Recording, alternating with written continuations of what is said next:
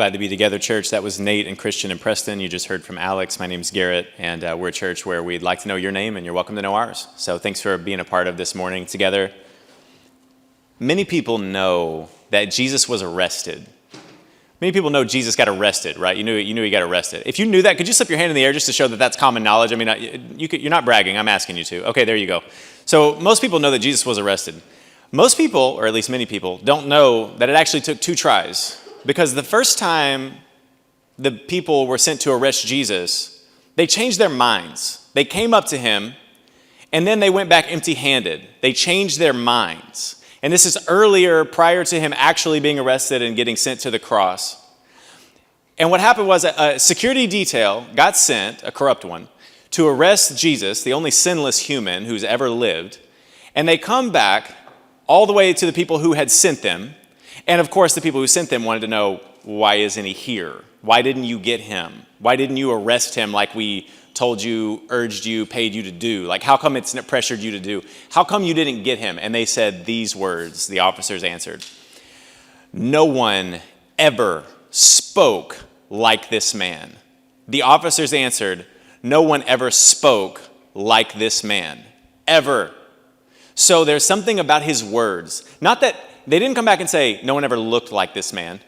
They didn't come back, so we didn't arrest him. They didn't say, "No one ever threatened us like this man." They didn't say that. They said, "No one ever spoke like this man," which means that that's a claim that Jesus' words were so unique that it stopped corrupt people in their tracks at that point. Now later, of course, they would work up their nerve and they would indeed arrest him.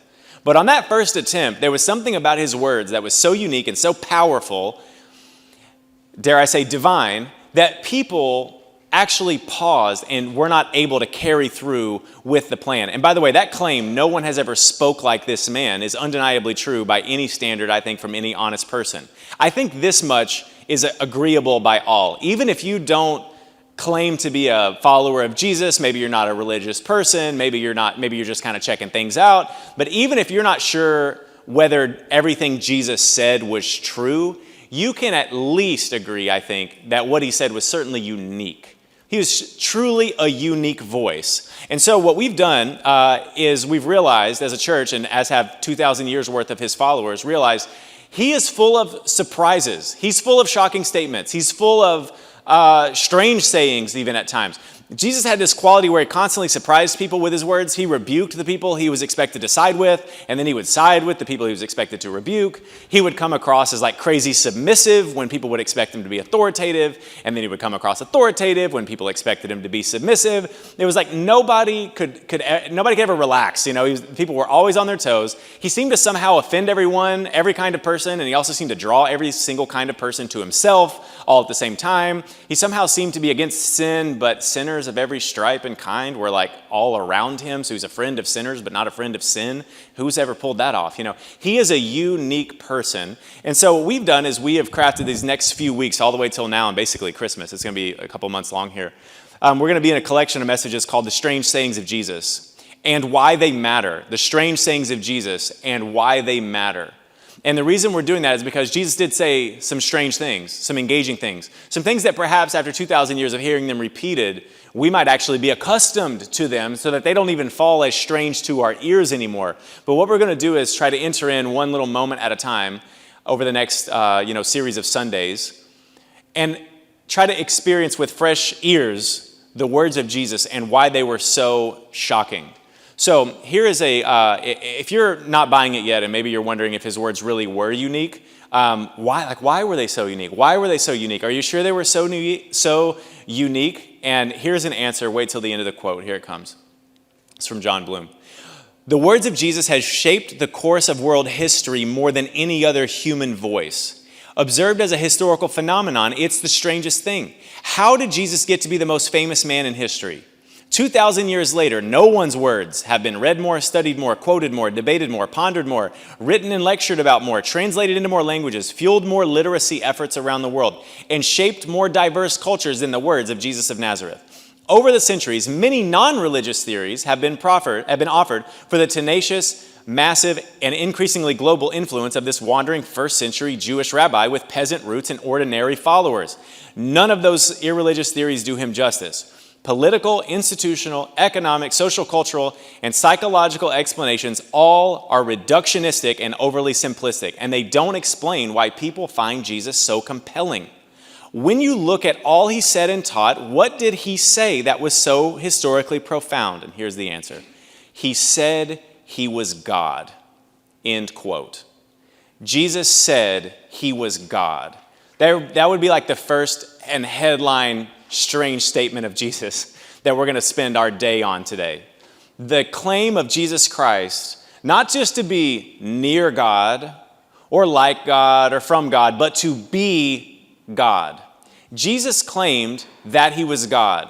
I would say he was the only person in history with a messianic complex that was true. Now that's a psychological disorder. They'll send you away for that one if you got a messianic complex and you're a threat to self and others, okay? So generally speaking, if you claim to be God and you say that people should be willing to die for you, generally that's frowned upon, amen? This is the only person in history for whom that was actually true. Now here's the thing, even if you don't believe that's true at this point in your life, you can at least agree, I hope today, that Jesus did claim to be God. And before we see, and that's what I want to spend our time on today, is to see Jesus claim to be God. That's what I want. I want to watch him in a fascinating exchange with some people who were certain he was not God. I want you to see Jesus weave his way through the conversation and ultimately at the end to, in no uncertain terms that made a lot of sense to his contemporary audience, claim unmistakably to be God. And before we read that and experience that together, I want to raise the stakes just a little bit. It is extremely common today, and I want you to hear this. It is extremely common today, coming out of a kind of a secular school of thought or a skeptical school of thought, to say that Jesus never claimed to be God. He never even claimed to be God. In fact, we later kind of tagged that on him. Like we divinized him. He just wanted to be a good man. But his early followers, the theory goes, they wanted to turn him into a God man, you see. So he was just a good man, a wise man. He taught good things, the theory goes. But later, his disciples, they wanted somebody to believe in, so the legend kind of grew. And so his later disciples, so the thinking goes, kind of tagged divinity onto him, godhood, kind of tagged that onto Jesus, so then they could worship that Jesus as God. But the theory goes that Jesus never actually personally claimed to be God. He just wanted to be a good teacher, a la Gandhi, a la Martin Luther King Jr., something along those lines. You see what I'm saying? A good man is who Jesus presented himself to be, the theory goes, but not a God man. And I just want to say this, that I believe is a fool's errand to try to keep that up. I think keeping up that lie is a full-time job. I think to read the Bible and try to do that, you're going to have to get your scissors out and cut out paragraph after paragraph after paragraph of Jesus claiming to be God. I can't do paragraph after paragraph after paragraph today. I'm just going to do one. But you'll hear it straight from the mouth of Jesus that he is claiming to be God. So I have a modest goal today. I know I'm not trying to checkmate anybody here who doesn't have a faith. I'm not trying to checkmate you into saying Jesus is God. That's something that God has to draw you to. You got to come to that in your own time, and I respect that the Spirit of God has to do a work with your volition. So I understand that. But here's the modest goal I do have. I do hope to convince you that Jesus claimed he was God. So airtightly that I hope if anybody ever tells you or you ever hear ever that Jesus never really claimed to be God, that was something his early followers just kind of tagged onto him. I hope you have an answer, right? Because Jesus on his terms certainly represented himself to be God in unmistakable terms. This is one of my favorite paragraphs in all of the Gospel of John. Jesus is kind of in he's in an argument, and we're going to pick it up about halfway through. This is Jesus that is more feisty, okay? So if you kind of like a kind of a debate, sword fight kind of a vibe, that's actually a good debate. We've had some bad ones lately, So if you want a good debate, this is a good one. And also, we're picking it up about halfway through. So it's kind of like, I don't know if you ever heard the neighbors like arguing through the wall and you hear it. And when you first hear it, you're like, oh, they've been going a while. Like I'm just joining this about halfway through, we're already to, advance, So this is about halfway through the argument. We'll pick it up because it's a long conversation. But you're going to see Jesus weave his way into revealing himself. So let's see what Jesus claimed for himself. It says, so Jesus said to the Jews who had believed in him, if you abide in my word, you're truly my disciples. So he's teaching his followers, and you will know the truth, and the truth will set you free. Do you know who that insults?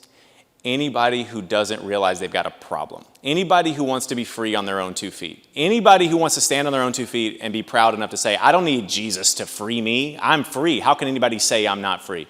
In other words, if you have pride, when Jesus says, I will free you, you'll feel insulted because you're like, I don't feel like I need to be freed. Thank you very much.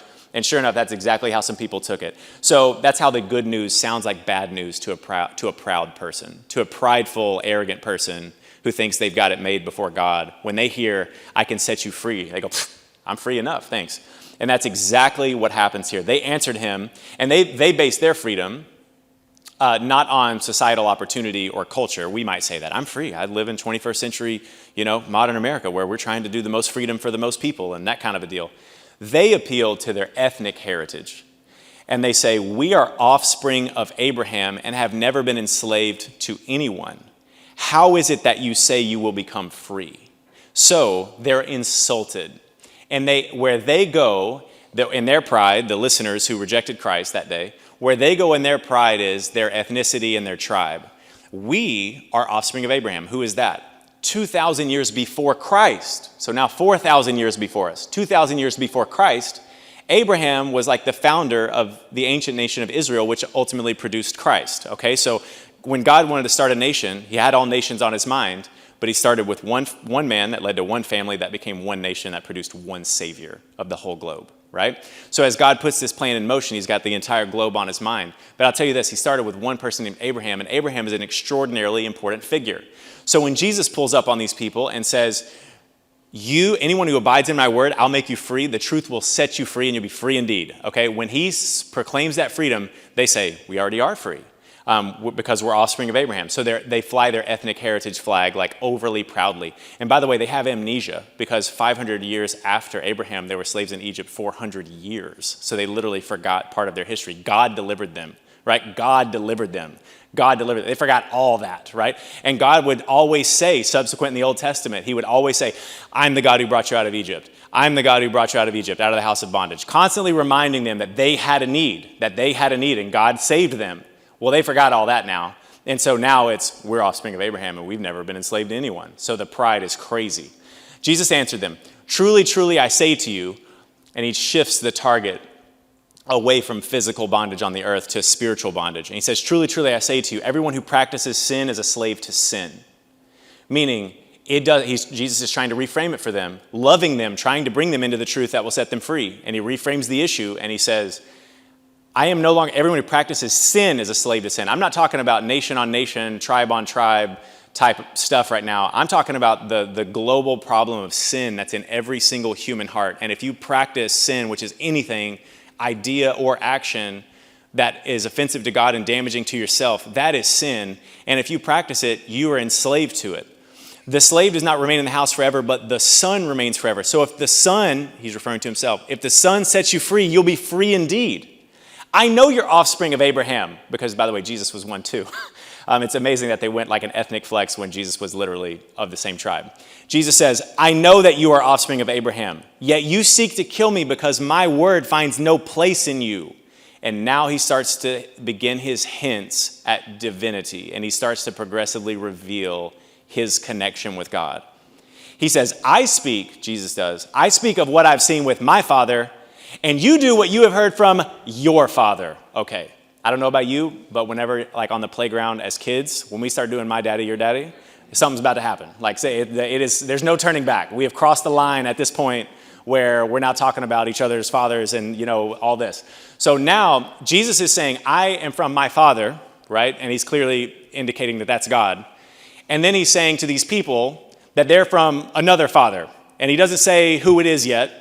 But it makes very, very clear that Jesus is saying, I'm from God and you're not. And it doesn't matter who your great-granddaddy is. It doesn't matter that you're related to Abraham. You're a slave of sin and you're not from God. I am. Okay, so that's where this is like headed. But he says that just to start, he says, what I have seen with my Father. So here's the beginning. Jesus claimed divine intimacy, for sure.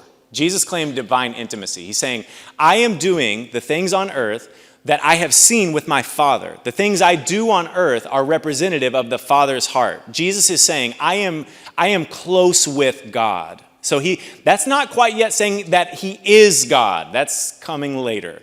But he's saying, he's warming up to it, and he's saying, I am close with God. I am doing the things that the Father wants done. I have intimacy and proximity with God. And that is tremendous because you can go from school of thought to school of thought on this planet. You can get lost and adrift in the hallowed halls of philosophy. And you can find smart people, but just because people are smart or have a developed philosophy of the world doesn't mean that they're intimate with the Father. Part of the uniqueness of Jesus is he is intimate with the Father, the Creator God. Jesus is intimate with him in a way that none of us have fully experienced or comprehended. And certainly he's intimate with the Father in a way that we will not be able to find in another human teacher. I don't care how good, how sharp, how poignant the insights. Jesus is a unique voice because of his intimacy with God. I'm telling you, you could go broke going to get philosophy degrees and study the world or who knows what. And you can study good people, but here's the thing. There's a difference between good people and God people. If you want to study good people, you go get after it. But if you want to study God people, this is God people. God, there's one person. Jesus Christ is uniquely intimate with the Father. And he wasn't shy about saying so. So Jesus claimed for sure divine intimacy. Hasn't yet claimed divine identity. That's later. But he starts with intimacy. But this now, as we listen to the walls and on the neighbors, we're gonna ramp it up. They heard the your father thing, and so now we're gonna go up. Okay, so now the intensity is about to go. These are the people who would later plot Jesus' death, right? So this is where the problem is brewing. Here in John chapter 8, they answered him again. Abraham is our father. You think they were just a little bit invested in that idea?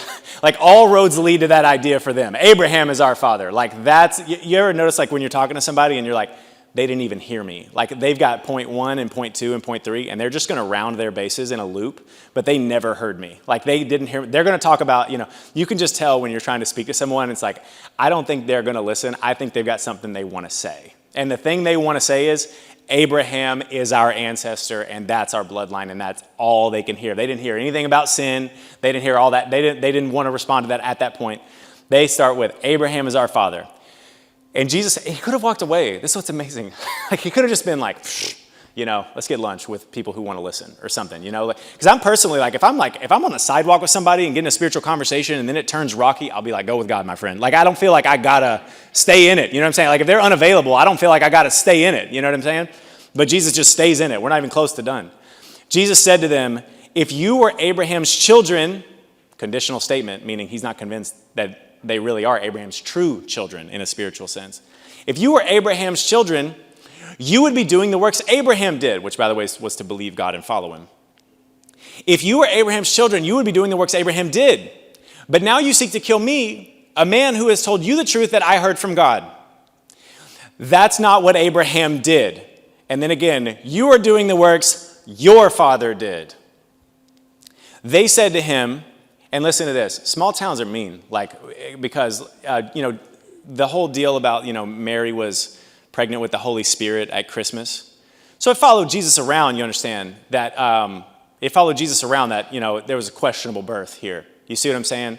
And so it mattered to these people, like what are the circumstances around this person's birth, et cetera. So from this, we conclude, it seems like they had heard that there was some confusion around when the pregnancy versus the marriage happened and shotgun wedding and is Joseph really the father? Like these kinds of rumors just come to the surface when you become a public figure. Jesus for 30 years was like kind of quiet in a small town, but then he kind of starts to become famous. Tall trees catch the most wind, so people start coming forward. And so now these people are like, we can critique him on the basis of like how he was born and the circumstances of his birth. So this is just mean. So he's saying, we were not born of sexual immorality like you.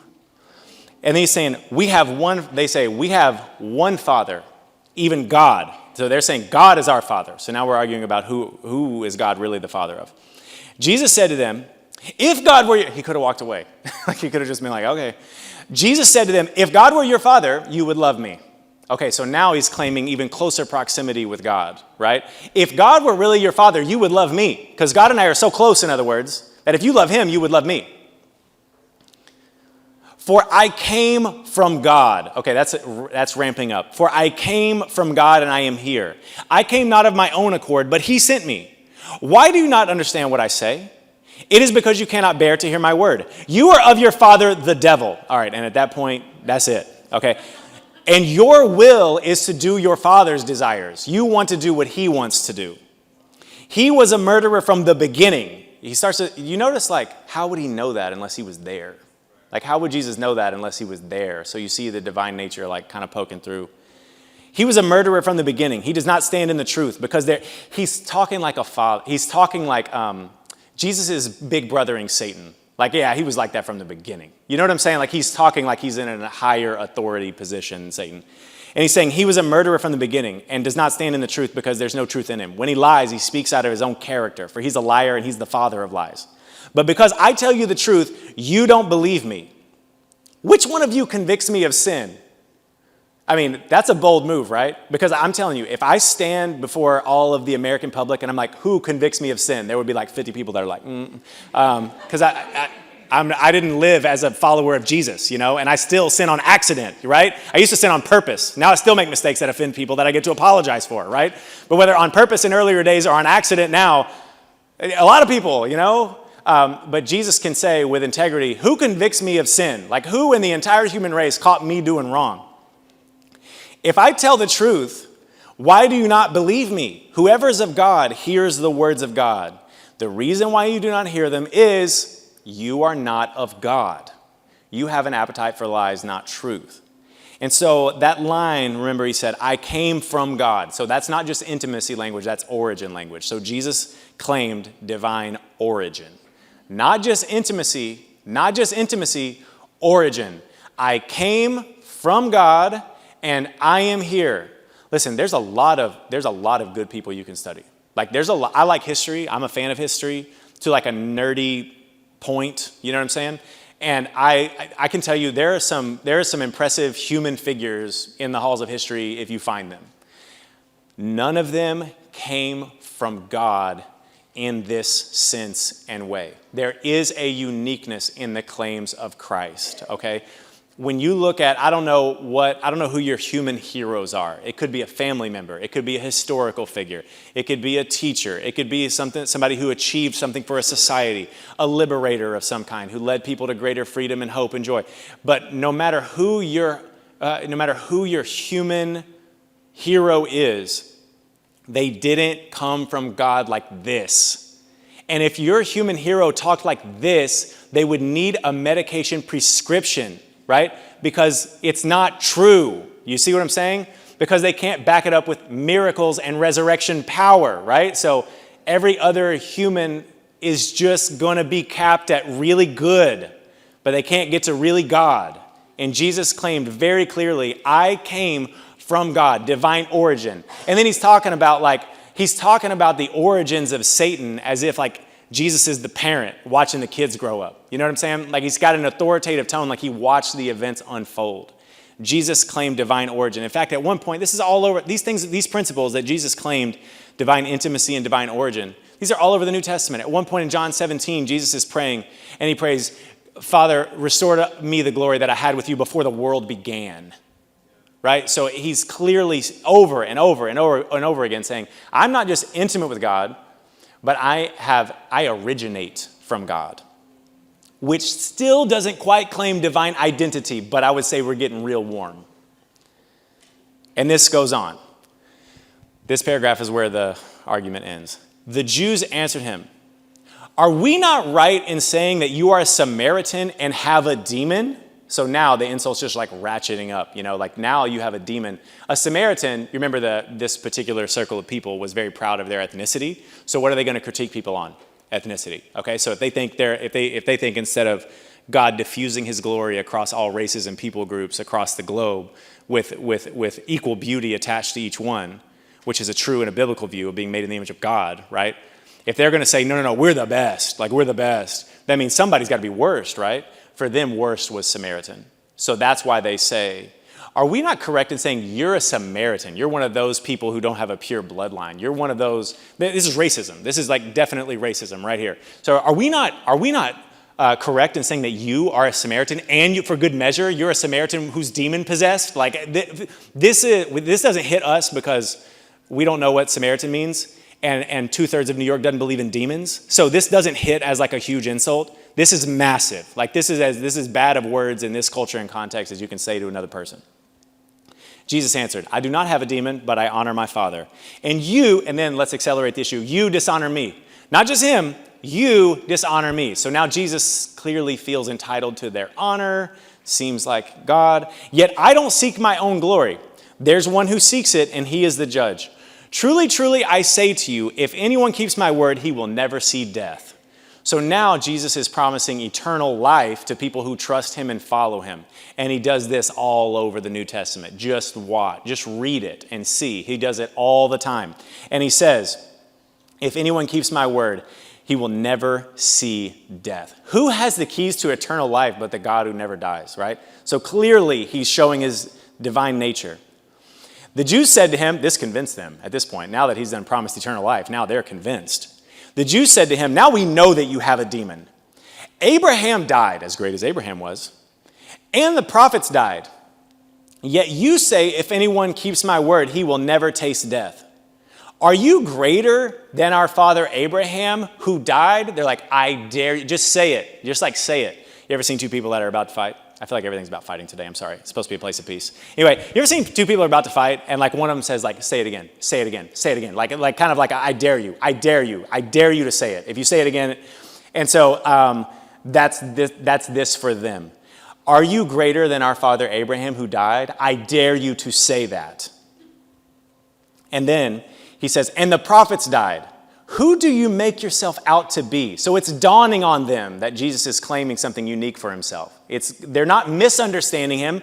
They're understanding him perfectly well. And so the issue has to become, who do you make yourself out to be? Listen, this is a question you have to ask yourself. If you are pre-faith, if you're in a space today and you're like, I don't know, more questions than answers, exploring kind of a mindset, perfect. This is the question you should be asking yourself. Who does Jesus make himself out to be? You should be asking that because you don't want to walk out of here and then say, Jesus was a good man, but there were lots of good people, and just go on and kind of like cover it all with like, he was a good man. No, listen, he was either God like he said he was, or he was utterly insane. Not good, right? I mean, bad people lie about being God. You know what I mean? Like you can't be good and then lie about being God. So the question is, who does he make himself out to be? It's a question you should ask yourself. It's the greatest question you could ever ponder. Not where to go to school, not how to get a better job, not even who to marry or whether to marry or whatever. The most important question you can ask is, who does Jesus make himself out to be? That's the question of a lifetime. Jesus answered, one more time, if I glorify myself, my glory is nothing. It is my Father who glorifies me, of whom you say he's our God, but you haven't known him. I know him. It's so clear. He could have walked away. It's so clear. If I were to say that I don't know him, I would be a liar like you. It's like twisting it now. I would be a liar like you. But I do know him, and I keep his word. So Jesus is saying, you are in the Satan liar lineage. I am in the God truth lineage. Very clear. If I were to say I don't know him, I'd be a liar like you, but I do know him and I keep his word. Your father Abraham, listen to this. Your father Abraham rejoiced that he would see my day. So Jesus now is saying the Old Testament that you seek to follow points to my day, right? Like, in other words, all of the Old Testament is leaning forward to the birth of Christ, the Messiah. Your father Abraham rejoiced that he would see my day. He saw it and was glad. So the Jews said to him, you're not yet 50 years old, and you've seen Abraham? And Jesus said to them, truly, truly, I say to you, before Abraham was, I am. It's really clear. So remember, 2,000 years ago is Jesus. 2,000 years prior to that is Abraham. So the verb tenses are funny. So before Abraham was, I am, present tense. In other words, Jesus saying, I was existing in the present tense more than 2,000 years ago. Like, you do the math on that. Like, that means he's claiming to be God. He's saying, I was there. Abraham saw my earthly birth in advance, but I pre-existed Abraham. Before Abraham was, I am. And there's much more language. There's much more like weight wrapped up in the words I am than we feel today. You need to understand this so you can hear it the way they heard it. Do you remember Moses? There's a story in the Old Testament where God revealed himself to a person named Moses. This is 500 years after Abraham, but well prior to Jesus. And God revealed himself in a new way to Abraham. And do you remember what he said? He spoke to him from a burning bush. And Abraham and Moses asked for God's name. He knew it was the one true God, the God of Abraham and Isaac and Jacob. And Moses asked him, what is your name? And do you remember what God said? I am. He said, my name is I am. And you go tell your people that I am who I am has sent you. So the word I am is the most sacred divine name in the entire Old Testament. In fact, it's such a sacred name that its letters are often written with blanks, because in Jewish honor and culture, you don't say that name, right? You don't say I am. So to say that, some songs say the great I am. So that's all coming from when God revealed himself to Moses in the Old Testament as the great I am. He said, I am who I am, or I will be that which I will be. So God's like, I don't even need a name. I'm just going to be sheer being. God revealed himself in this way.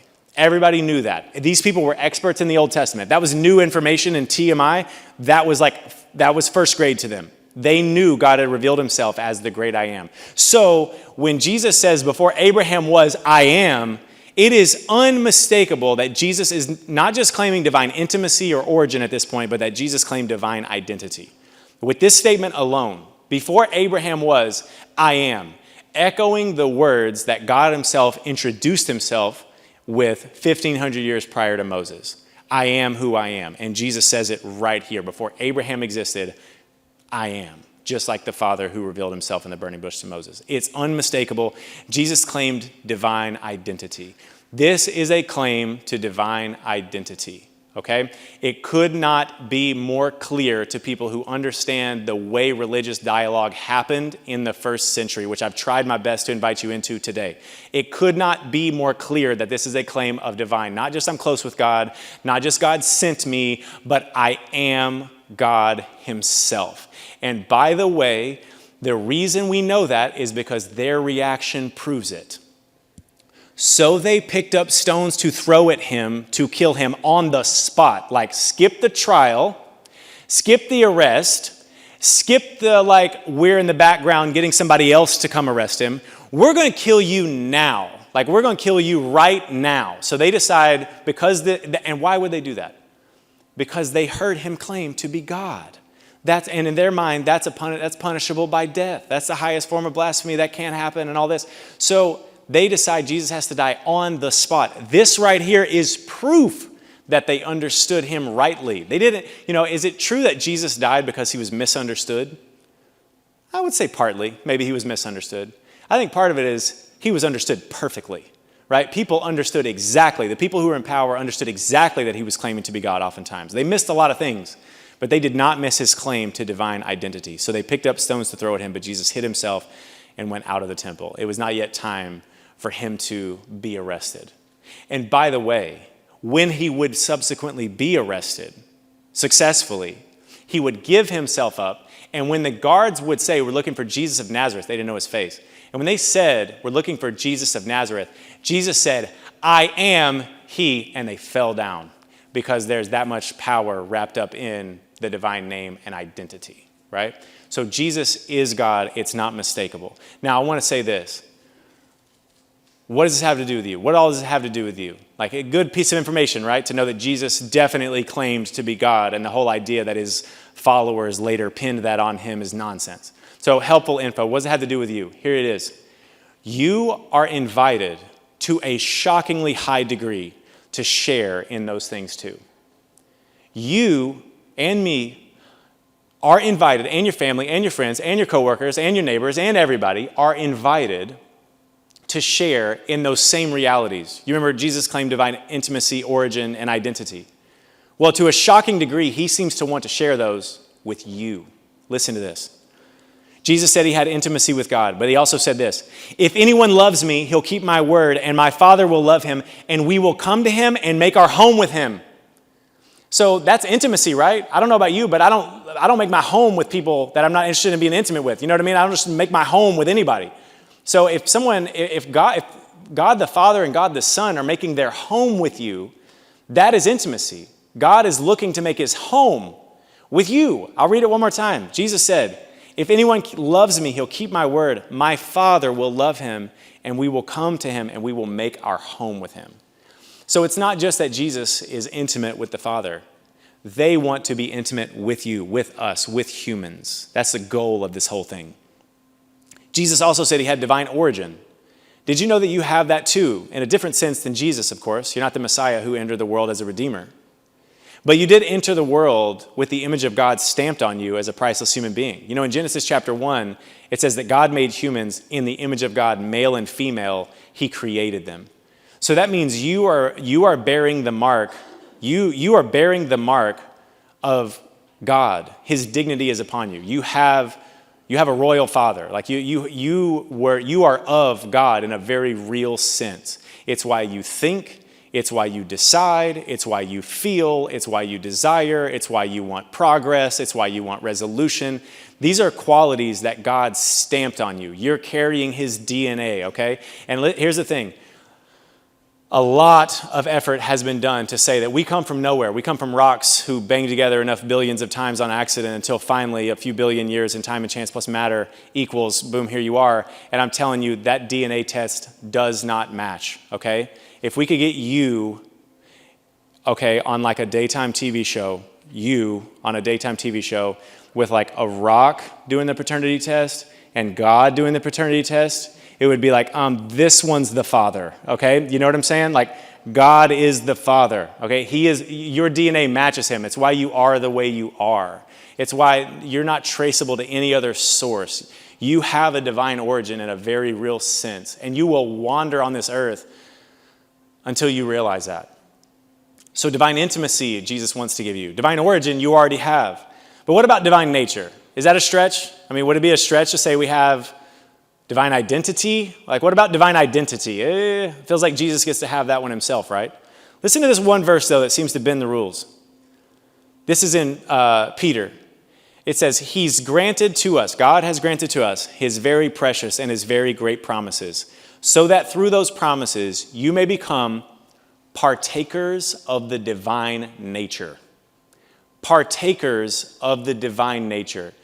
Meaning you're invited to be, not just to be partakers of the divine presence. That would have felt like theologically safer, right? You're a partaker of the divine presence. Like you get to be in the presence of God, but it doesn't say presence.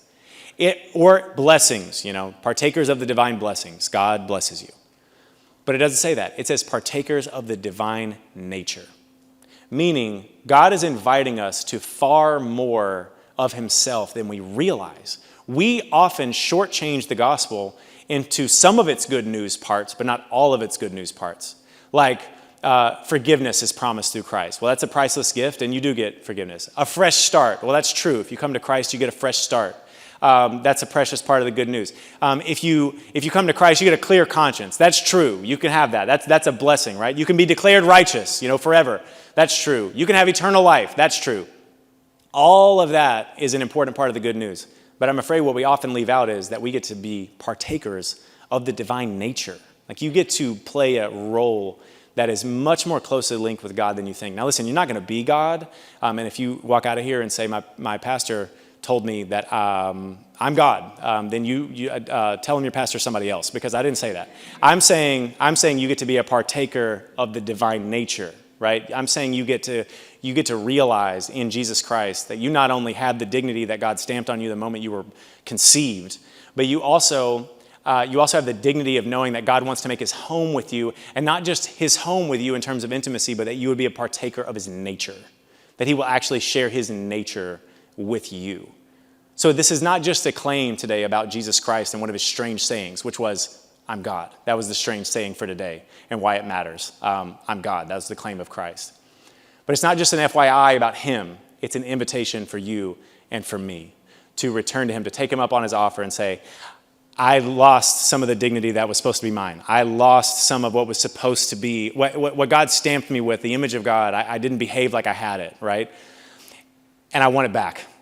And the intimacy with God I was made for, I've been trying to be intimate with other things, and I want intimacy with God. And I want to be a partaker in the divine nature. Like I want to share of his nature. I want to be a new self. I want to entrust myself to him. Here's the great gift we have today. You're going to get to see a few people now who actually have recently made the choice to say yes to that invitation. So last week we baptized 5 human beings. Baptism is a public profession of an inward faith, a public profession of an inward faith. And it's something you do one time, you know. You can take the communion every Sunday for a lifetime, but baptism is a one-time thing. And so these individuals will be taking a step of faith here publicly to proclaim that they have said yes to the invitation of God in terms of intimacy and origin and being a partaker in the divine nature. And this is going to be a huge blessing. We have 3 more today who are going to be baptized. I would love for you to hear their story and say, listen, this is what it looks like. It's not enough just to hear, this is what Jesus said. I want you to see some of your peers who have said yes to what Jesus said. And that will be a great gift and encouragement to all of us. So if we could welcome our 3 individuals who are going to be baptized, I'll meet you right down here.